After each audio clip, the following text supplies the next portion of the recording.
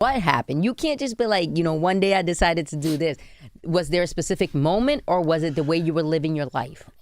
Yeah, the way I was living my life. So, first thing first, I lost my moms. So I was only 20 years old. Oh, that's young. Siblings of 9. So I was You're the youngest of 9, right? That's right. I was the youngest. So I really got to see my mom for 20 years. So that hurt a lot, And then I was part of a gang in New York City. And, we were doing a lot of crazy stuff, and they accused me of snitching. And I was not snitching to this day. That thank God there's no paperwork, because mama didn't raise no snitch. So there was, but and snitch culture, that's so serious. Yeah. It's like one of the most serious accusations. Absolutely. You die for that. And that's exactly what they did. They put a contract on my head to kill me. Was it Lion Kings? Yes, and big up to them. I love them. I love, some of my brothers and sisters. Yeah. Unfortunately, there was a couple of bad apples that started accusing me of this. This is in false Spanish information. Yeah. And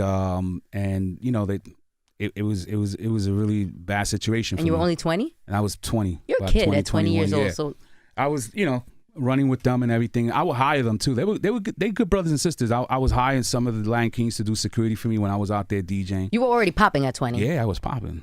So we was out there. I had Puerto Rico out. Boricua was on the set with Fat Joe and Doo-Wop. Do you feel like you were targeted by these individuals because they were. So what happened was, the feds was cracking down. Mm-hmm. You know what I'm saying? So they thought that I became an informant, which wasn't true. So I told them that I needed to kind of like chill for a second, because these guys was picking me up literally at other stations. You know what I'm saying? Mm-hmm. They were at the recording studio, and it was getting difficult for me. You know what I'm saying? So I spoke to my lawyer, and my lawyer asked me to speak to them. I spoke to the leaders, and I told them what was going on, but they didn't want to hear that.